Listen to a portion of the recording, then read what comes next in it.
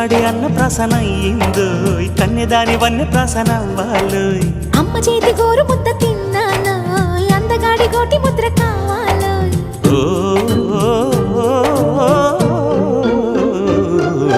కాస్త నన్ను నువ్వు నిన్ను నేను కోరుకుంటే కోరుకున్న చోట నువ్వు నేను చేరుకుంటే చేరుకున్న చోట ఉన్న దీపం మారుతుంటే ఆరుతున్న వేళ కన్నెకాలు జారుతుంటే